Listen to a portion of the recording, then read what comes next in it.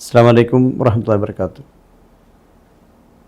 ബിസ്മില്ലാഹിർ റഹ്മാനിർ റഹീം. അൽഹംദുലില്ലാഹ് വസ്സലാത്തു വസ്സലാമു അലാ സയ്യിദിനാ മുഹമ്മദിൻ വഅലാ ആലിഹി വസഹ്ബിഹി അജ്മഈൻ. അമ്മാ ബഅദ്. പ്രിയമുള്ള സഹോദരങ്ങളെ, സഹോദരിമാരെ, അൽബിർ പ്രീ സ്കൂളിൻ്റെ ഭാഗമായിക്കൊണ്ട് വിശുദ്ധ റമദാനിൽ ഇസ്തിഖാമ എന്ന പേരിൽ റമദാൻ സന്ദേശം നൽകുന്ന പരിപാടിയിലാണ് നാം സംബന്ധിച്ചുകൊണ്ടിരിക്കുന്നത്. അള്ളാഹുവിൻ്റെ മഹത്തായ അനുഗ്രഹത്താൽ ഈ വർഷത്തെ വിശുദ്ധ റമദാനിൽ പ്രവേശിക്കാൻ നമുക്ക് സാധ്യമായി. അൽഹംദുലില്ലാഹ്. അതിൻ്റെ ആദ്യ പത്തിലാണ്, കാരുണ്യത്തിൻ്റെ പത്തിലാണ് നമുക്ക് തന്നെ നിലകൊള്ളുന്നത്. വിശുദ്ധ റമദാൻ വിശ്വാസികളെ സംബന്ധിച്ചിടത്തോളം ഏറ്റവും വലിയ അനുഗ്രഹവും സന്തോഷവും നൽകുന്ന മാസമാണ്. പുണ്യങ്ങളുടെ പുക്കാരം എന്ന് വിശേഷിപ്പിക്കപ്പെട്ട മാസമാണ് വിശുദ്ധ റമദാൻ. 1000 മാസങ്ങളേക്കാൾ അനുഗ്രഹീതമായ രാവ് നിലകൊള്ളുന്ന മാസം. പിശാചിനെ ബന്ധനസ്ഥനാക്കപ്പെടുകയും സ്വർഗ കവാടങ്ങൾ തുറക്കപ്പെടുകയും നരക കവാടങ്ങൾ കൊട്ടിയടക്കപ്പെടുകയും ചെയ്യുന്ന മാസമാണ്.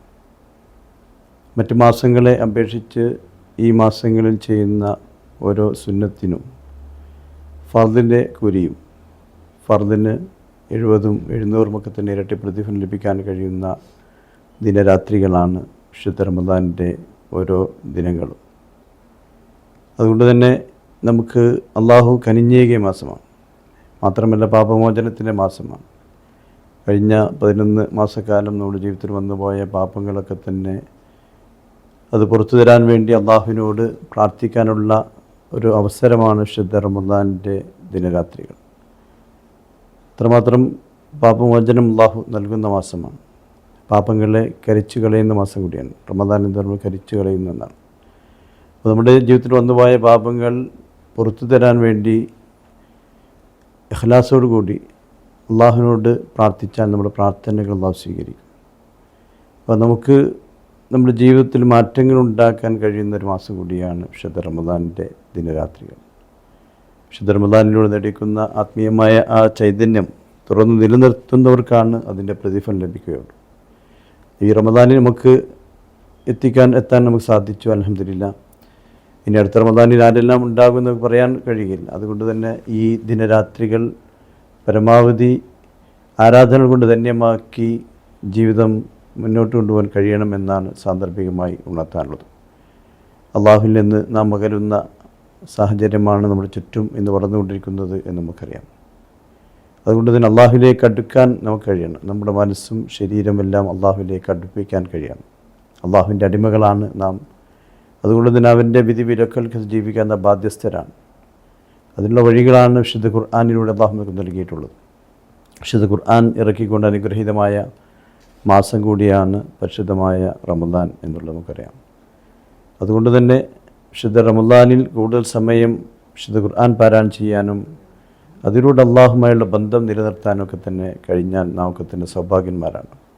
വിശുദ്ധ ഖുർആനുമായുള്ള ബന്ധം നിലനിർത്തുന്നതിലൂടെ നമ്മുടെ മനസ്സുകൾ ശുദ്ധീകരിക്കാനും അള്ളാഹുവിലേക്ക് അടുപ്പിക്കാനും കഴിയും. വിശുദ്ധ ഖുർആൻ പാരായണം ചെയ്യുക മാത്രമല്ല, അത് പഠിക്കാനും ധാരാളം അവസരങ്ങൾ ഈ വിശുദ്ധ റമദാനിൻ്റെ ദിനത്തിൽ നമുക്ക് ലഭ്യമാണ്. ആ അവസരങ്ങളൊക്കെ തന്നെ പരമാവധി പ്രയോജനപ്പെടുത്തണം. അള്ളാഹു അനുഗ്രഹിക്കുമാറാവട്ടെ. അതുപോലെ തന്നെ വിശുദ്ധ റമദാനിൻ്റെ അവസാന 10ലൊക്കെ തന്നെ ധാരാളം സമയങ്ങൾ പള്ളികളിൽ ഇത്തിഖാഫിൻ്റെ തൊട്ട് ഇരിക്കാനും അതുപോലെ തന്നെ സുന്നത്ത് നമസ്കാരങ്ങൾക്ക് വർദ്ധിപ്പിക്കുകയും ചെയ്തുകൊണ്ട് ജീവിതം ധന്യമാക്കണമെന്നാണ് സാന്ദർഭികമായി ഉണർത്താനുള്ളത്. കാരണം അവസാന 10 നമുക്കറിയാം 1000 മാസങ്ങളേക്കാൾ പുണ്യമുള്ള അനുഗ്രഹീതമായ രാവ് നിലകൊള്ളുന്ന മാസം കൂടിയാണ്. ലൈലത്തുൽ ഖദ്റിനെ പ്രതീക്ഷിക്കുന്ന ഒരു സമയമാണ് അവസാന 10ൻ്റെ ദിനത്തിൽ. അതിലേക്കൊക്കെ തന്നെ അള്ളാഹു എത്തിച്ചു തരുമാറാവട്ടെ എന്ന് പ്രാർത്ഥിക്കുകയാണ്. അപ്പോൾ അത്രമാത്രം പ്രതിഫലാർഹമായ ഈ മാസത്തെ ആരെല്ലാം അള്ളാഹു ഇഷ്ടപ്പെട്ട രീതിയിൽ ഈ മാസത്തെ ഉൾക്കൊണ്ടു അവരൊക്കെ തന്നെ സൗഭാഗ്യന്മാരാണ്. നേരെ മറിച്ച് ഈ മാസത്തെ വേണ്ട രീതിയിൽ ഉപയോഗപ്പെടുത്താതെ കഴിയുന്ന ആളുകൾ പരാജിതരുടെ കൂട്ടത്തിലുള്ളതാണ് നാം മനസ്സിലാക്കുന്നത്. അതുകൊണ്ട് നമുക്ക് അള്ളാഹു നൽകിയ ഈ അവസരം പരമാവധി പ്രയോജനപ്പെടുത്തിക്കൊണ്ട് ജീവിതം ധന്യമാക്കണം. അള്ളാഹു അനുഗ്രഹിക്കുമാറാവട്ടെ. അള്ളാഹു നമ്മുടെ എല്ലാ കഴിഞ്ഞുപോയ പാപങ്ങളൊക്കെ തന്നെ അള്ളാഹു പുറത്ത് മാഫാക്കി തരുമാറാവട്ടെ. നമ്മിൽ നിന്ന് മരണപ്പെട്ടുപോയ നമ്മുടെ മാതാപിതാക്കൾ, ബന്ധുക്കൾ, സഹോദരങ്ങൾ, സഹോദരിമാർ വരെ ഭർത്താക്കന്മാർ സാദാത്യങ്ങളെ കുറിച്ച് അള്ളാഹു മാഫിറത്തും മർഹമത്ത് പ്രദാനം ചെയ്യട്ടെ.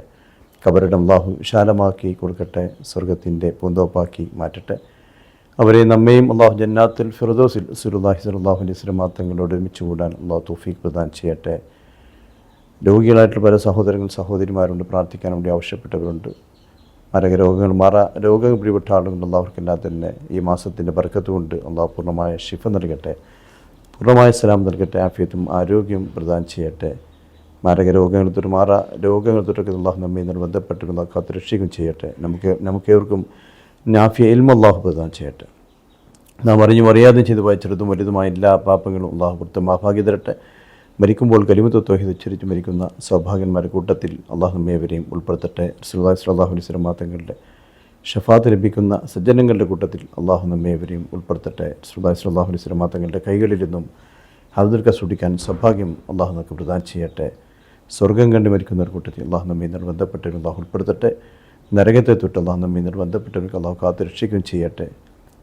പുണ്യ നബി മുഹമ്മദ് മുസ്തഫ സ്വല്ലല്ലാഹു അലൈഹി വസല്ലം തങ്ങളെ സ്വപ്നത്തിൽ ദർശിക്കാൻ അള്ളാഹു നമുക്ക് തൗഫീഖ് പ്രദാനം ചെയ്യട്ടെ.